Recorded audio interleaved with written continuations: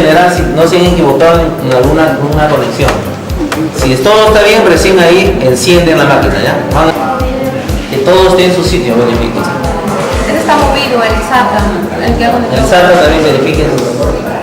¿Se mueve mucho?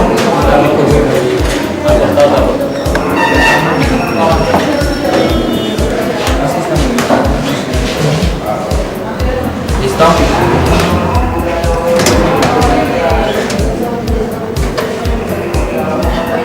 Entonces la alimentación y los datos deben estar en su sitio. Todos los periféricos necesitan datos y alimentación. Como el monitor, datos y también su alimentación. La placa necesita su alimentación y datos. El disco duro de igual manera, su alimentación y sus datos. Y también las conexiones para los controles de la máquina para el power es un pulsador para encender. Ese debe estar en su posición. Ya, eso ya lo ponemos ahí. Unidad y símbolo. A ver, jóvenes, acá tenemos otra unidad. La magnitud peso, jóvenes. La magnitud peso, ¿cuál será su unidad, jóvenes?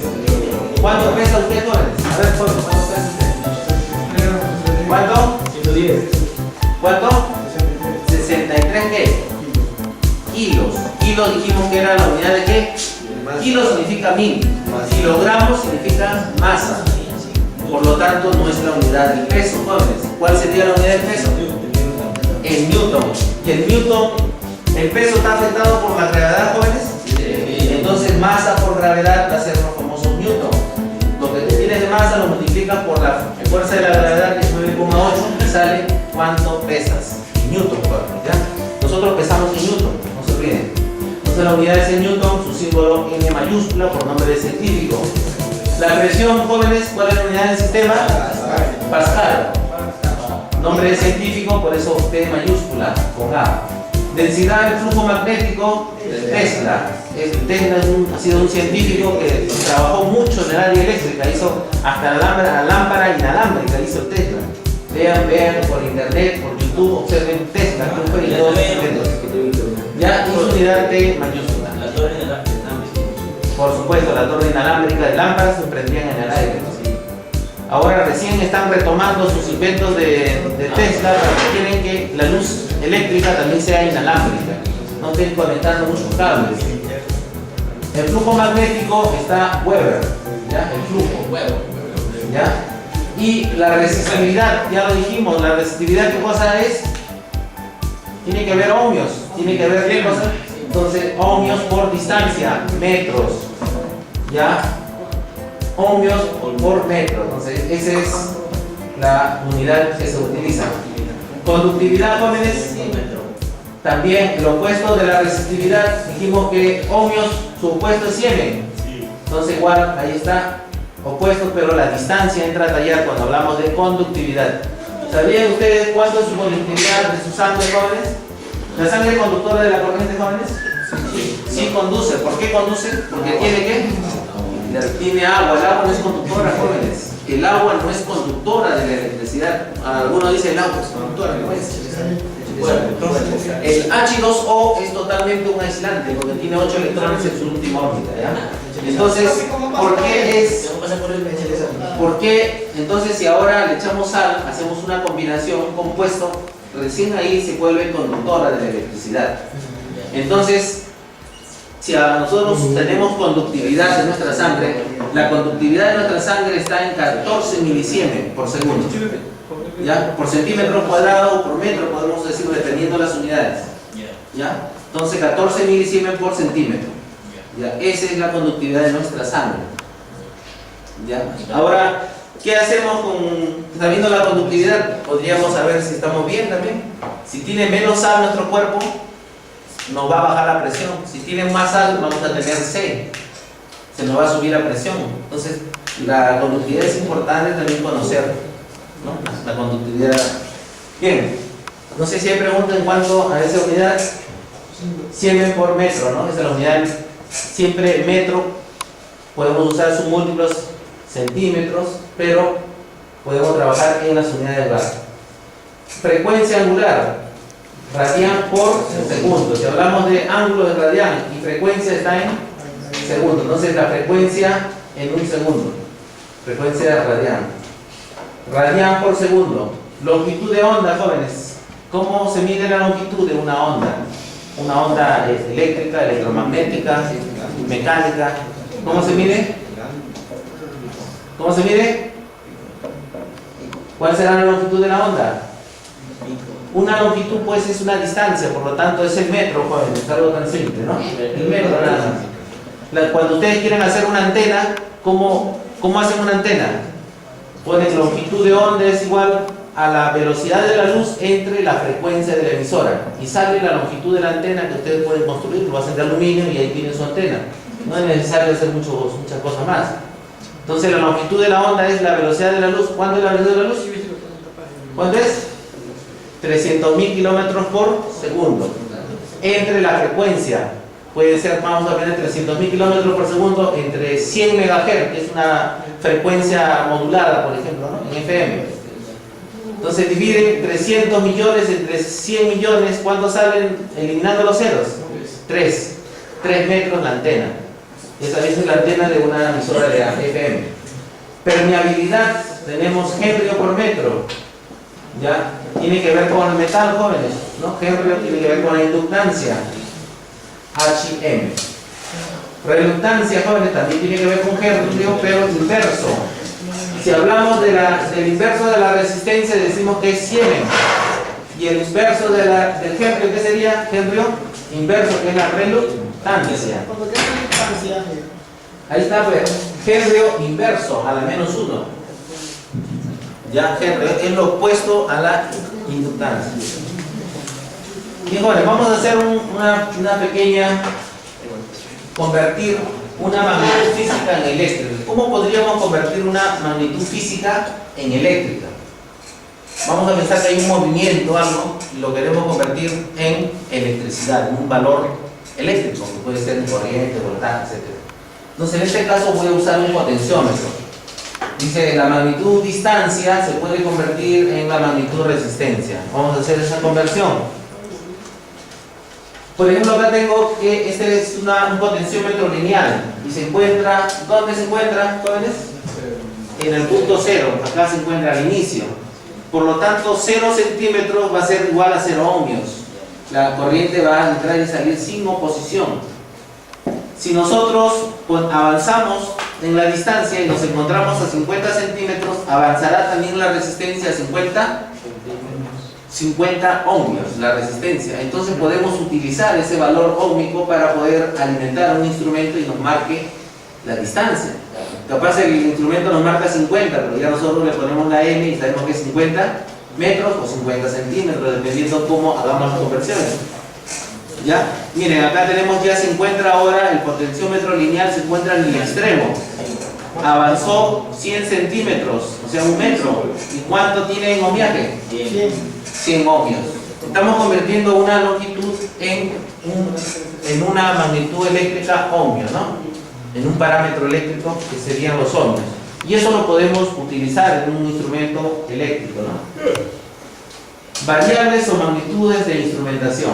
Por ejemplo, hablamos que magnitud sería temperatura, es una magnitud, intensidad lumínica otra, aceleración es otra magnitud. Pero, ¿quién se encargará de medir la temperatura? El termómetro. Pueden haber termómetros de mercurio, pueden haber termómetros, ¿qué más? Pueden haber otro tipo de termómetros con resistencias dependientes de la temperatura. NTC, PTC, puedo hacer un termómetro, con un diodo puedo hacer un termómetro. Entonces habrán termómetros digitales, termómetros analógicos. ¿Ok? Y en el caso de eso, nosotros podemos utilizar, jóvenes, los famosos dispositivos electrónicos. Bueno, los famosos dispositivos electrónicos tendrán una determinada característica, ¿no? Habrán diferentes presentaciones de los dispositivos. Yo puedo usar un diodo, como les decía. Podría usar también, miren, acá tengo, pueden observar, acá tengo un sensor. No sé si lo logran ver acá. Es un sensor metálico, es un sensor de temperatura. ¿Ya? Ese sensor de temperatura es un PT100. en una temperatura de ambiente marca 100 ohms y lo podemos utilizar para hacer un instrumento sensor de temperatura. ¿Ya? ¿No pueden ver ese sensor? Es un sensor de temperatura, un PT100, que también lo tenemos en nuestra central de procesos. Ahí está en un termómetro, un PT100. El luxómetro nos va a permitir ver la cantidad, ¿no?, de luz. Si tenemos la densidad luminosa, está candela. El acelerómetro, jóvenes, para ver la aceleración. La aceleración tiene que ver con quién, jóvenes, con la distancia y el tiempo al cuadrado. Entonces, esas variables nosotros las podemos conocer. Otra variable de instrumentación, la inclinación. ¿Con qué lo medimos? Claro, con ángulos, con algo que trabaja con ángulos. En el sistema internacional es el radián. Entonces podemos trabajar ahí. En este caso tenemos el sistema sexagesimal, ¿no? Y los diferentes ángulos aparecen. Según la distancia habían aparecido diferentes ángulos. ¿Ya? Y pueden observar acá 34 grados, 34%, 18 grados, dice. Bien. Los transductores de posición pueden haber lineales, que serían metros, y si son angulares serían radianes. Los manómetros. ¿Para qué sirve un manómetro, jóvenes? Para medir la presión, muy bien. Los manómetros, ¿cómo podemos fabricarlos? ¿Cómo lo podemos elaborar? Un manómetro. A ver, jóvenes, un manómetro, ¿cómo lo podemos elaborar? Tendríamos que tener un puente de Weston, que se hace con resistencias que una de ellas puede variar. Entonces, con una presión, esa resistencia varía su viaje y podemos pasarlo a un instrumento, a un sistema operacional. Los amplificadores operacionales, ustedes lo han visto. ¿Qué nos permite el amplificador? Darle una mayor amplificación a esa pequeña señal, a esa resistencia, darle una mayor amplificación para poderla observar en un instrumento.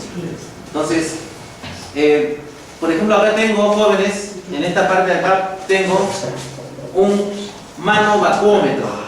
¿Qué es un manovacúmetro? Que mide la parte positiva y la parte negativa de la presión, ¿ya? La parte positiva y negativa. Vamos a pensar, jóvenes, a ver, en una bomba de agua, una electrobomba. ¿Quién no tiene en su casa una electrobomba? A ver, la mayoría de nosotros tenemos electrobombas en nuestra casa. ¿Sí? No, ya. Pero miren, la electrobomba tendrá en la entrada de agua, tendrá ¿qué cosa? ¿Presión positiva o negativa? Este se llama manovacúmetro, que mide la presión positiva y negativa. El manómetro solo mide presión positiva. Acá están en unidades de bar, también pueden estar en el... ¿Qué más hay? PSI también, o milímetros de mercurio, también es para la presión. Ya, entonces, acá tengo, este trabaja en milímetros de mercurio, mmHg, milímetros de mercurio, pero puede medir bajo cero, bajo presión negativa o presión positiva, pues se llama manovacúmetro. ¿Ya? Ese es el manómetro. Entonces, este instrumento es mecánico, lo podemos convertir en eléctrico, un poco difícil, pero si usamos un puente de Weston y ponemos un sensor, ¿no?, un sensor resistivo ahí a la presión, podemos medir presión a través de otros elementos, ¿no?, y usarlos en la parte eléctrica, ¿no? Bien, no sé si hay preguntas en cuanto al manovacúmetro. Les decía, una electrobomba en su casa por donde ingresa el agua, ¿qué presión habrá? Negativa. Y por donde sale, ¿habrá una presión? Positiva. Justamente ahí el control de procesos, en la parte de fondo hay una pequeña bomba, eso le llaman microbomba, ya porque es pequeña, ¿no?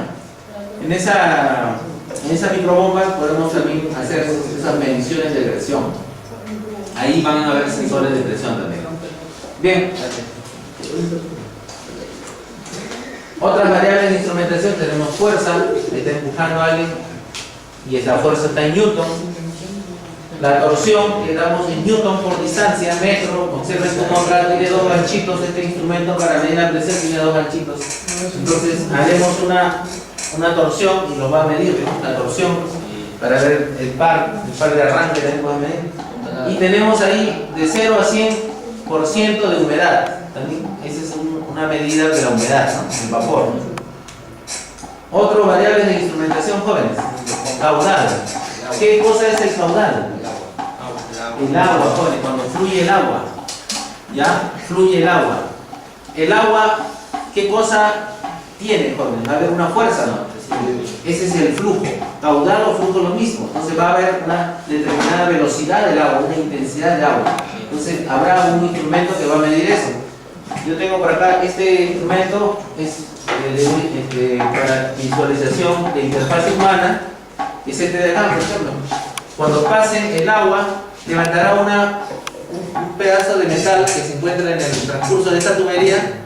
Si pasa más agua, el metal subirá más alto. Entonces marcará mayor flujo. Bueno, acá vemos que está en el sistema internacional metros al cuadrado, porque va a ser el espacio que tiene, y por segundo, ¿qué cantidad va a pasar en un segundo? ¿Ya? ¿Qué cantidad de agua está pasando? Entonces yo puedo decir, con eso puedo hacer mis cálculos en qué tiempo va a llenar un tanque, jóvenes. ¿En qué tiempo va a llenar un tanque? Por favor, no hagan ruido por ahí, no sé quién están haciendo. Ya, más silencio, más. Miren, queremos nosotros medir la cantidad de flujo. ¿Para qué nos serviría un jómetro? ¿Para qué serían jóvenes? Si yo quiero ver en qué tiempo va a llenar un tanque, yo sé que el tanque tiene 2000 metros cúbicos, ¿no? Tengo 2000 metros cúbicos, entonces yo puedo saber en qué tiempo voy a ver. Veo acá si marca 3 metros cúbicos por segundo. Yo sé pues, que en qué tiempo va a llenar 2000, ¿no? Todos son con fórmulas. Entonces habrá pues estos flujómetros que nos van a permitir a los técnicos hacer los cálculos rápidos. ¿Cuánta de agua estamos produciendo? ¿Cuánto de agua estamos tratando? En los tratamientos de agua medimos bastante el flujo. Tenemos un conductivímetro, jóvenes. ¿Para qué servirá un conductivímetro? Dijimos, para medir la facilidad de paso de la corriente en un líquido, por ejemplo. ¿Ya? Miren, acá tengo un sensor. En esta parte pueden observar ustedes un sensor de conductividad. Va a haber carbones y por aquí va a ingresar agua y por la otra parte va a salir agua. Entonces nos va a medir la resistencia, pero en forma inversa. ¿Cómo se llama?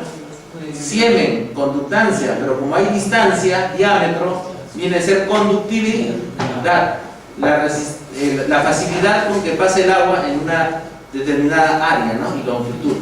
Entonces podemos hacer un conductivímetro, un instrumento que nos mida esa facilidad del paso de la corriente eléctrica.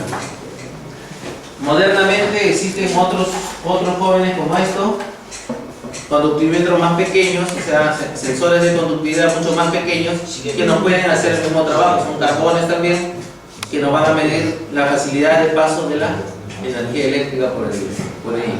Entonces va a entrar el líquido y va a salir, podemos medirlo, ¿no? Bien. Bien, hasta ahí no sé si tienen preguntas, jóvenes. A ver, preguntas. ¿Alguna pregunta ahí? Vamos a hablar entonces de pH. pH. ¿Qué cosa mide el pH, jóvenes? El acidez. Miren, ¿cuál será si tengo un agua que no tiene mucho ácido? ¿Dónde estará marcando? ¿Estará menos de 7 o más de 7? Un agua que tiene mucho ácido, ¿dónde estará? ¿Para arriba o para abajo? Para abajo, jóvenes, aquí. Ácido, por eso. Quiere decir, si tiene 7 de pH, entonces más ácido. 5 significa más ácido. 4, mucho más ácido.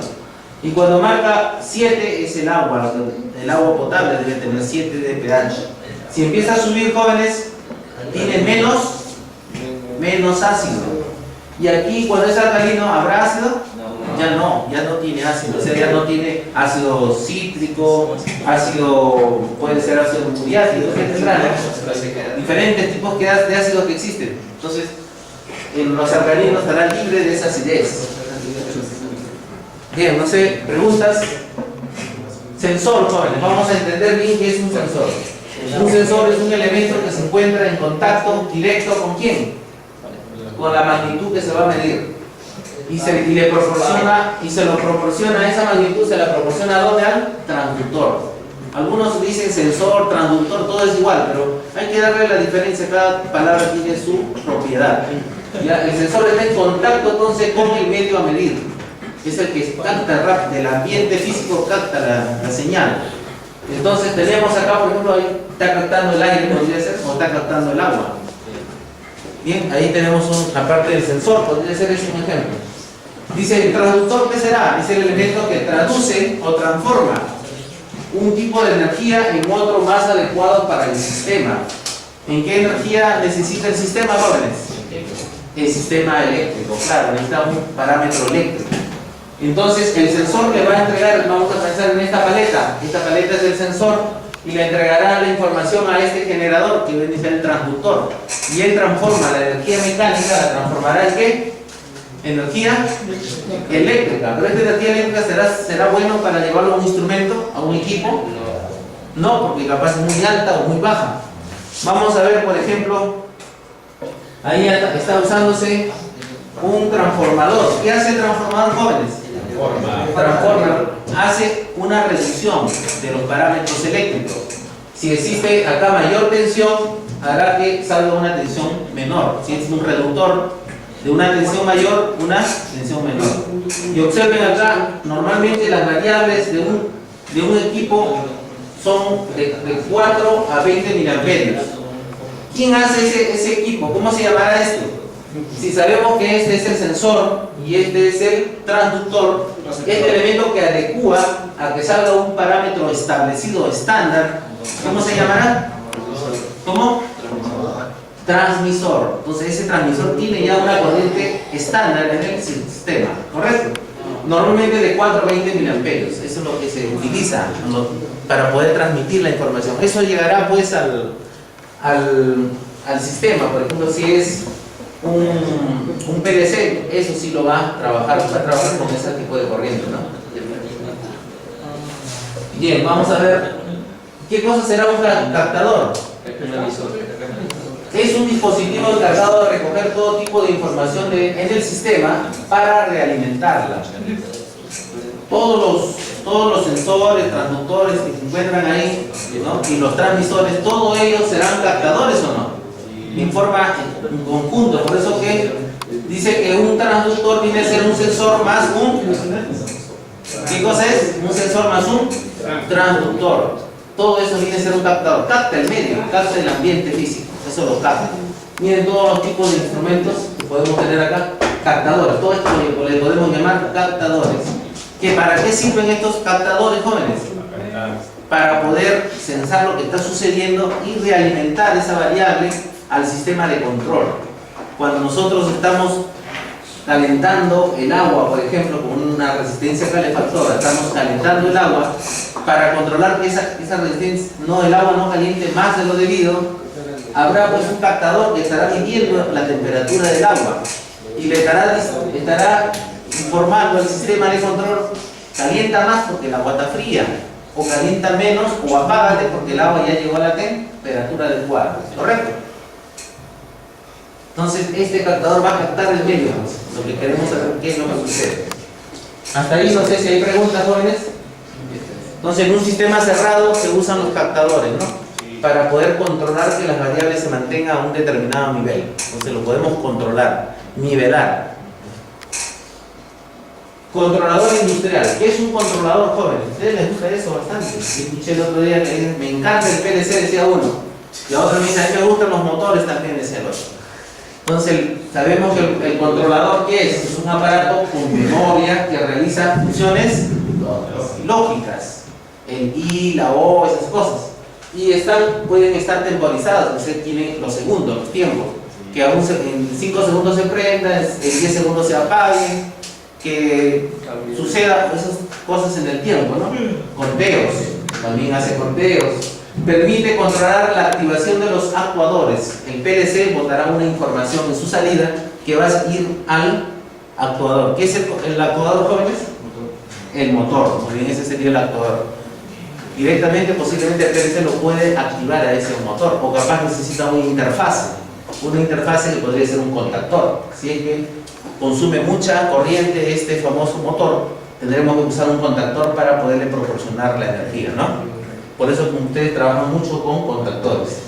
Entonces, no solamente serán pues controladores los PLC, también tenemos los DCS, sistema de control distribuido. Son sistemas analógicos que nos permiten controlar el sistema, pero en forma proporcional. Les decía proporcional, quiere decir que van a estar haciendo medidas constantes, no medidas on-off, sino medidas constantes. Por ejemplo, si tenemos un tanque de agua, normalmente cuando nosotros en un tanque de agua vemos si el agua está muy baja o está lleno, ¿no? Vemos, esos son on-off, niveles altos y bajos. A ver, jóvenes, silencio. Niveles bajos y niveles altos. ¿Qué cosa es eso, jóvenes? On-off, o sea que el motor, si está muy bajo el agua, prende el motor. On. Y llenó el tanque, off, apagó. Ya no se llena más. Entonces, eso on-off. Pero un sistema DCS, sistema de control distribuido, nos va a permitir, jóvenes, ver en qué nivel se encuentra el agua. Va subiendo a 10 centímetros, a 20, 30 centímetros, ya llegó al final. Nos va a proporcionar miles de valores. Para eso usamos allá, por ejemplo, el ultrasonido.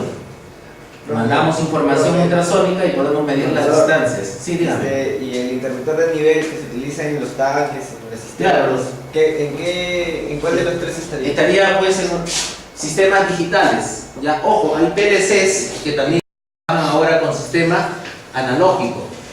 Los niveles on-off son PLC digitales. Normalmente lo que estamos usando acá en la sala de automatización, estamos con PLC, con sistema on-off, o sea, con sistema digital. Prende o apaga, ¿no es cierto? Ahí nos está midiendo pues temperatura, 10 grados, 20 grados, 30, no hay esos sensores analógicos ahí. Correcto, no hay niveles donde dice pues el agua está a 10 centímetros, 20 centímetros. No hay un supervisor que nos pueda decir los niveles, nos puede indicar los niveles. Entonces, más estamos trabajando con variables digitales. Este específicamente trabaja con variables analógicas, ¿no? Proporcionales. Y el otro es el sistema automático de proceso. También es un poco más moderno, son otros sistemas controladores más modernos, que también nos da un sistema de control automático ya en el proceso, ¿no? En el proceso. Hasta ahí no sé si hay preguntas con respecto a los controladores. Entonces ya sabemos que en un sistema hay un controlador, ¿no? Ese es el famoso PLC. Bien, ahí tenemos un diagrama de un medidor de conductividad. La mayoría de ustedes conocen, ¿no? La simbología. Acá tenemos una fuente de alimentación, el famoso transformador, tendrá sus secundarios. Tendrá una fuente, acá hay 4 diodos, onda completa. Acá tendremos un 7805. ¿Qué hace el 7805? Regula el voltaje en un voltaje de ¿cuánto? ¿De cuánto? De 5 jóvenes. Si es 7805, quiere decir que acá va a salir 5 voltios. Si es un 7809, sale 9 voltios. Si es 7812, sale 12 voltios. Pero este 78 regula la parte positiva. Y el 7905 regula la parte negativa. Yo puedo tener un 7812, 7912 regulará 12 voltios. Y ahí es una fuente. Acá tenemos un amplificador operacional, ¿no? Que se hace operaciones y estará captando en su entrada a través de un potenciómetro. Podemos calibrarlo una información de la celda de conductividad que vienen pulsos de corriente alterna, ¿no? Y podemos hacer una medición. Esto vamos a hacer posteriormente diferentes diseños de amplificadores. Si alguno no sabe exactamente cómo es una fuente, cómo es un amplificador, lo estaremos analizando ya brevemente al menos. Clases de energía. ¿Por qué es importante entender los tipos de energía, jóvenes? Mira, la energía mecánica es el movimiento. Por eso acá ustedes se reían porque ven acá una señorita bailando y un joven ahí al ritmo, ¿no? No se escucha la música ahorita. Ya. Entonces esa es la energía mecánica, es el movimiento. Yo me estoy moviendo, es energía mecánica, jóvenes. Si usted habla, es energía mecánica. La voz, el sonido, es energía mecánica. El flujo de agua será energía mecánica. El movimiento del aire, energía eólica, será mecánica. Entonces, hidráulica, neumática, es hidráulica, es mecánica, jóvenes. Necesita de la materia para transportarse, viaja lento, ¿no? 350 metros aproximadamente por segundo en el aire, viaja a esa velocidad. Pero la que ustedes conocen más es la energía eléctrica. ¿Qué cosa es? El movimiento de electrones a través de un buen conductor. Necesita de buenos conductores, como el cobre, mucho mejor la plata y mucho mejor aún el oro, por supuesto. Viaja aproximadamente cientos de kilómetros por segundo. No es tan veloz como la luz, pero el efecto sí es a la velocidad de la luz. Cuando uno prende la luz en un conductor, prende instantáneamente a la velocidad de la luz. Pero el electrón que viene desde Marzaro habrá llegado a Ica todavía. Todavía está viajando por los conductores lentamente, kilómetros por segundo. Los electrones viajan lentamente. ¿Por qué aparece inmediatamente acá, jóvenes, la luz? ¿Por qué inmediatamente prende?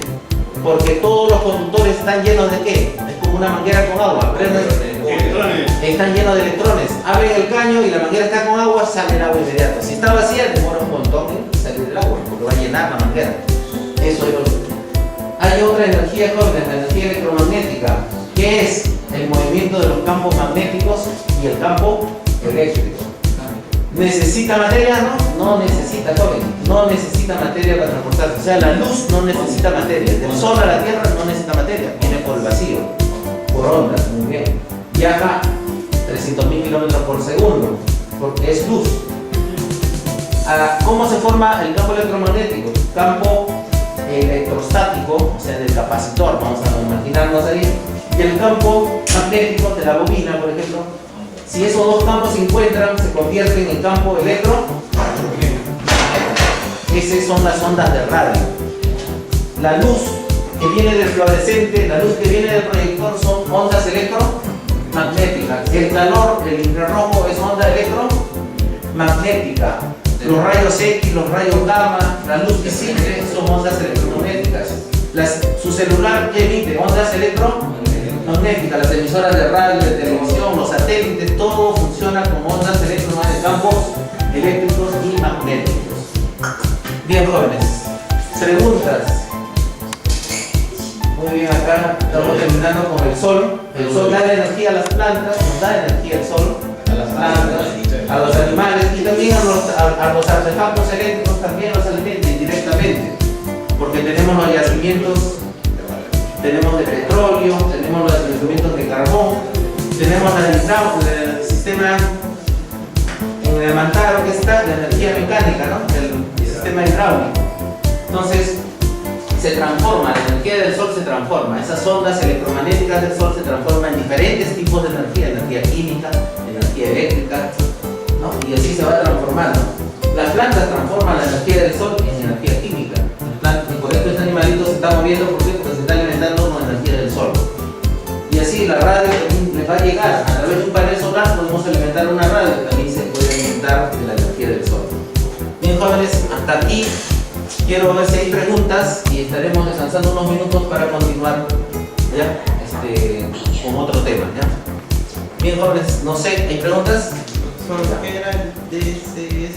Sistema de control distribuido. ¿Ya? Es un sistema para medir, son un sistema, por ejemplo, en las fábricas de procesos industriales, donde vienen a tratar, por ejemplo, un líquido, por ejemplo, la Coca-Cola. ¿Ya? Cuando vamos a trabajar con diferentes procesos, ahí va a haber temperaturas, diferentes tipos de temperaturas, diferentes tipos de presión.